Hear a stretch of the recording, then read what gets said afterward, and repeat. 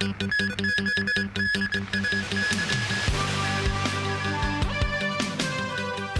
wounding attempt targeting a magistrate in Kowloon City Court. 120,000 Tongchung residents affected by 12 hours of water stoppage. And in the U.S., campaigning in the final days before the presidential election.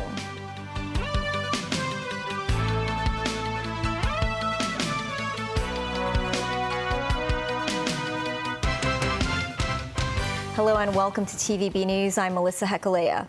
A 32-year-old man was arrested today after attempting to wound a magistrate with a knife at Kowloon City Magistrates Court. The judge earlier convicted the man in an indecent assault case.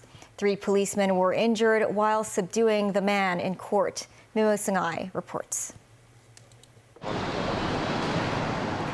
Police carried out investigations at Kowloon City Magistrates Court after the incident. A bicycle was cordoned off. Sources say the wounding attempt targeted Magistrate Edward Wong, who had convicted the suspect in an indecent assault case and sentenced him to 21 days behind bars. This morning, at around 10 o'clock, the suspect entered the courtroom where the magistrate was handling a case. The man suddenly got up from his seat and rushed towards Wong, trying to attack him with a 46-centimeter long knife. Wong managed to flee from the scene, while the man was overpowered by 3 police officers. The suspect was in an unstable emotional state and was sent to Queen Elizabeth Hospital.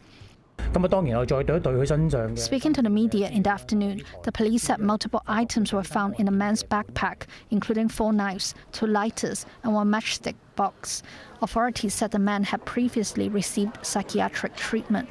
The Department of Justice strongly condemned the attack, saying authorities will not tolerate any illegal or violent acts. Similar court attack incidents have happened in the past. In April, a 36-year-old man wanted to talk to a judge at the High Court. After being rejected by a clerk, he trespassed on the employee area and tried to attack the judge before being overpowered by security guards. To protect the safety of judges and judicial workers, security screening has been introduced at several courts in the city, such as the Court of Final Appeal, the High Court, and West Kowloon Law Courts. In a statement, the Hong Kong Bar Association says such a violent act with the intent to frighten a judge is a serious assault on judicial independence and the administration of justice. Memos 9, TVB News. Hong Kong's exchange fund received record investment income of $224.7 billion for the first 9 months of 2024. The figure is close to that of the whole of 2023. However, the Hong Kong Monetary Authority says it remains to be seen how the fund will perform in the fourth quarter. During those 2 months, even within this week, we are seeing different developments that will have an impact on the market. For example, on the macro factor, the pace of the U.S. interest rate reduction is still unknown. The market is expecting... You said the fund will be affected by other factors, including the NPC Standing Committee meeting this week. Water supply to Tongchung residents was restored at around 10 o'clock this morning. This after the area was cut off from water for about 12 hours because of emergency repair to a leaky pipe. The Water Supplies Department has apologized to an estimated 120,000 residents affected by the water stoppage. Mimo Sangai reports. Early Monday morning, residents of Yatdong Estate in Dongchong gathered by a water truck to fill their buckets and bottles with fresh water. Some said living without water is inconvenient in many ways, such as they cannot flush the toilet and wash their hands. Restaurant workers also had to get water from the water trucks, but a restaurant owner said the water shortage did not affect her business, adding that customers still came to eat. Water supply stopped at 10 p.m. on Sunday. The Water Supplies Department said that's due to urgent repair work on a burst 1.2-meter diameter pipe. The department initially said water would be restored at 6 a.m. That was delayed several times before water supply resumed at around 10 a.m. In a press conference, the department apologized to the affected residents. Because of the complicatedness of the works and also the large-scale resumption of the water, we need to do extra flushing.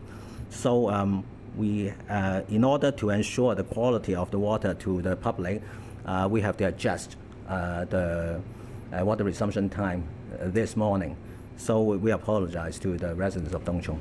One said the leaky pipe is about 30 years old and is the only one that provides water to the Dongchong population. This case is rather special. The failure mode is quite special. It is at the bottom of the pipe. Normally it is on the top side and on the both sides of the piping. But for the bottom part, we rarely see that there is a damage of the pipe. So for this case, we need more time to investigate. Memos 9, TVB News. The Israeli military has released a video showing a man being detained in Syria. The pictures show troops moving in on a building in what is said to be southern Syria. The images are accompanied by an IDF caption which reads, "Iranian terror network operative detained in Syrian territory." Later, troops move inside and detain a man. He's briefly shown in handcuffs. Meanwhile, Palestinians say Israeli torched several cars just a few kilometers away from the Palestinian Authority's headquarters in the West Bank. The raid left 18 burned-out cars plus damage to buildings. Attacks on Palestinian property have surged since the war in Gaza began, although incidents in and around Ramallah are rare. Trade activity at the Perez port in southwestern Greece was once in steep decline because of the country's debt crisis.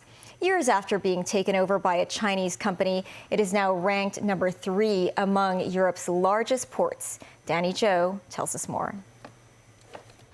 Nestled in the Saronic Gulf, the port of Perez faces the Mediterranean Sea and is around 10 kilometers away from the Greek capital of Athens. It is a major external trading port in the region, linking Eastern Europe with North Africa and Asia. Trading activities there date back some 2,500 years. But in 2008, Perez took a serious blow as Greece was plunged into the turmoil in the wake of a government debt crisis. It was not until 2009, when China's COSCO Shipping took over the operations of 2 terminals, that the port saw a ray of hope. In 2016, the group officially took over the port's management and injected $300 million to renovate all facilities. Improvement was quickly seen. The port's container throughput increased multi-fold, growing from 1.5 million 20-foot equivalent units in 2010 to the current annual 7.2 million.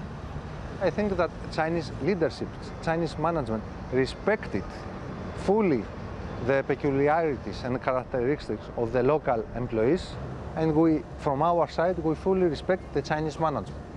This is the secret to have a good result. Perez, originally a traditional containment terminal, was successfully transformed into a comprehensive service port that offers ship repair and maintenance and vehicle transport. Its ferry terminal is also busy. Apart from the moored cruise ships, scores of Greek residents and tourists would come here every day to board the ferry boats and vacation on the outlying islands. Meanwhile, the arrival of the Chinese enterprise has boosted community development along the shoreline. The Perez Tower is a vivid example. It broke ground back in the 1970s, but the construction was put on ice midway owing to insufficient funding. The developers found the port of Perez holds promising prospects, and the project restarted in the past few years. It was officially completed recently. The barbecue restaurant that has been here for more than 50 years is a witness to this district revitalization. And continued changes. The the tower became very well now. It's a new one. It's going to move a lot of office and store that bring more traffic. More traffic means more work. I think he opened a new gate for Europe. Greek authorities are endeavoring to take up Perez's new momentum to buoy the development of the entire country. 2 metro lines in Athens were extended to provide direct access from the airport to the Perez port. In the coming years, the government is planning to connect the railway network with such countries as Serbia and Hungary to further enhance the freight network. Danny Zhou, TVB News. Still ahead, Moldova's pro-Western incumbent claims victory in a presidential runoff election. The Shenzhou 18 crew returns to Earth. And a volcanic eruption in Indonesia leaves at least 10 dead.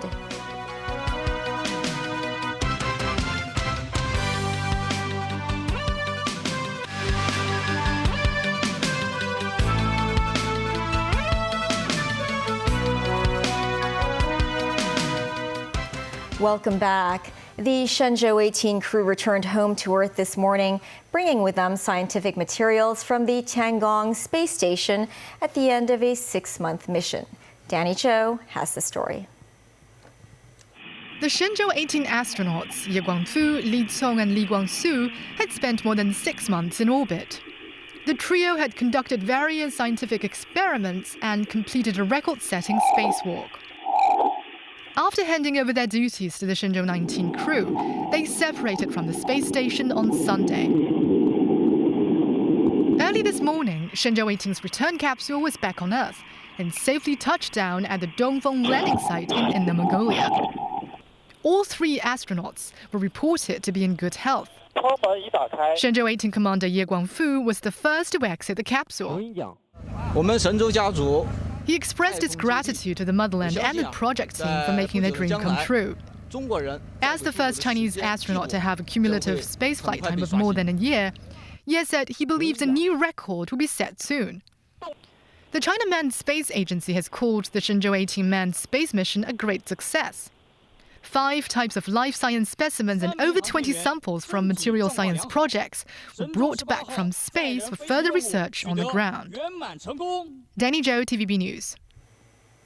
10 people are known to have died after a volcano eruption in Indonesia.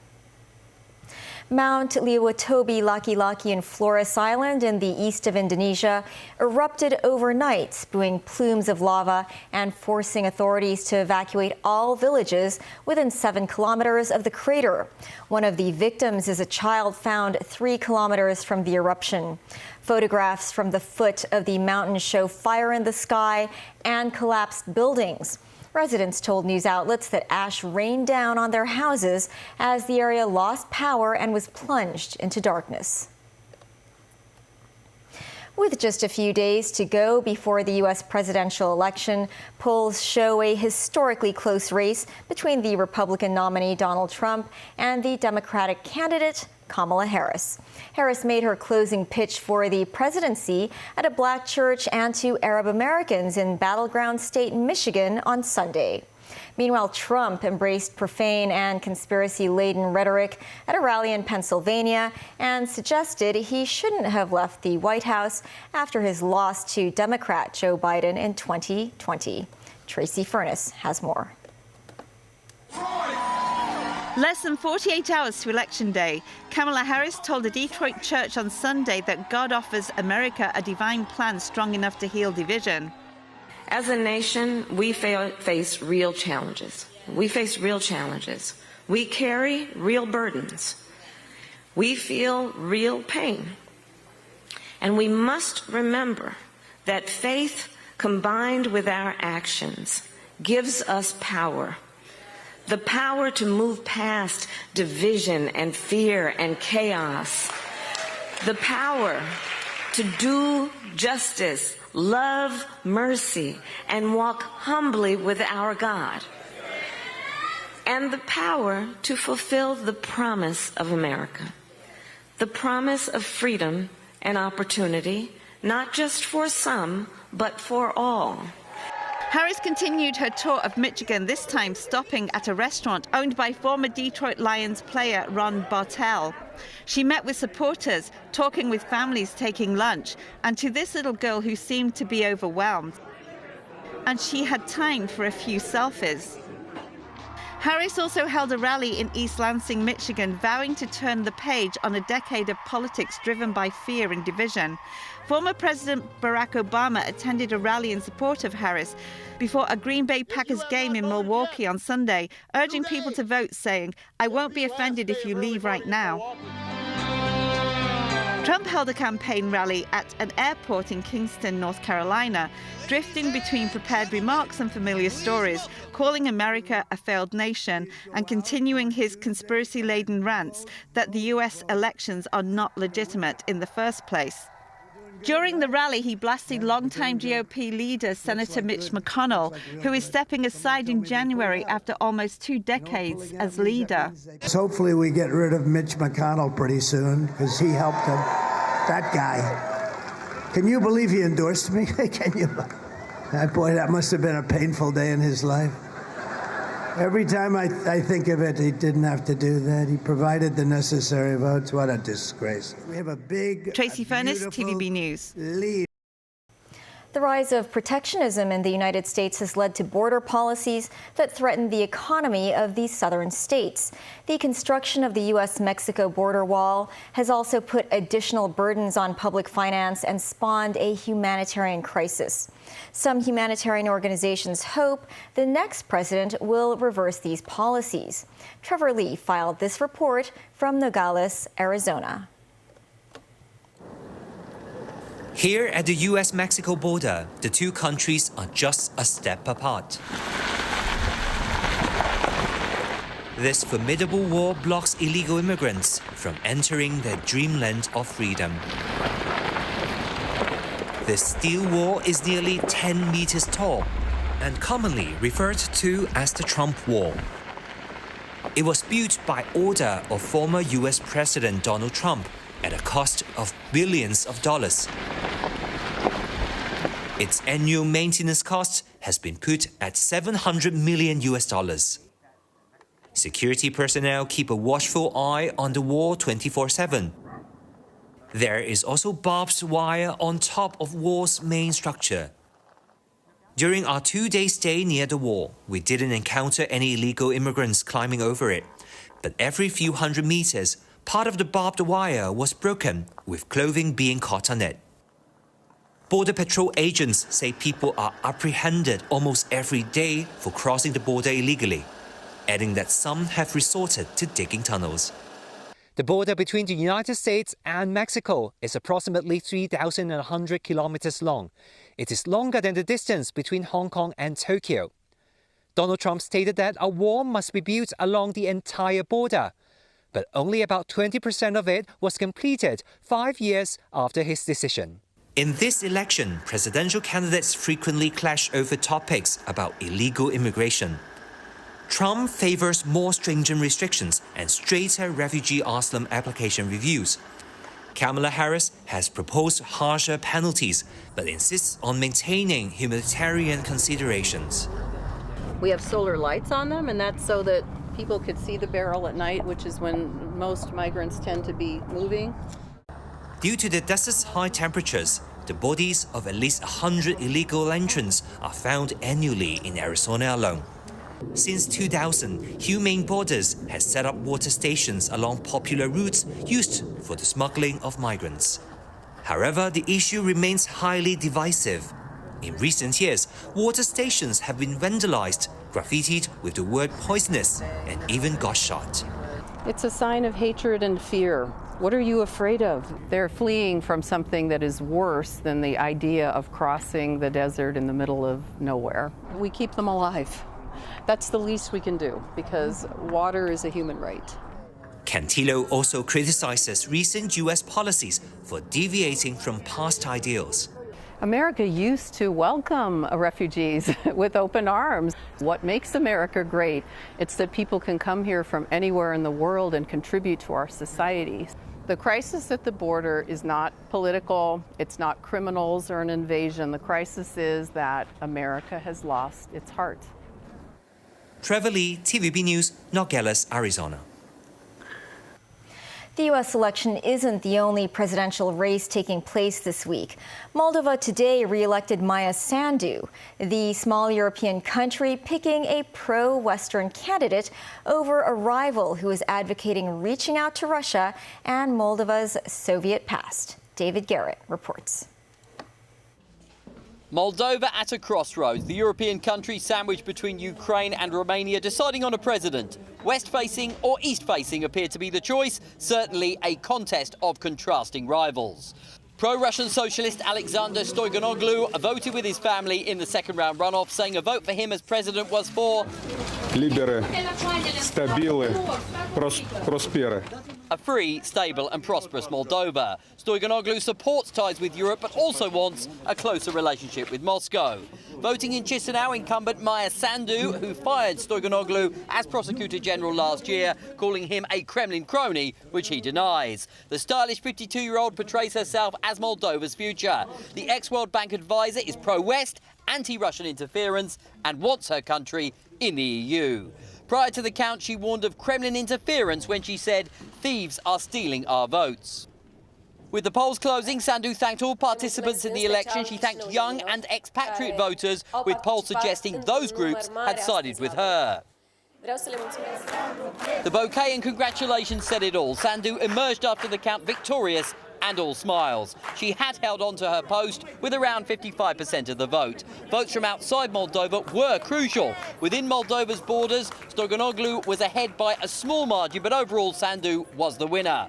Her officials accused Russia of massive interference with dirty money from a hostile country buying votes. The president stays in the job for 4 more years. David Garrett, TVB News.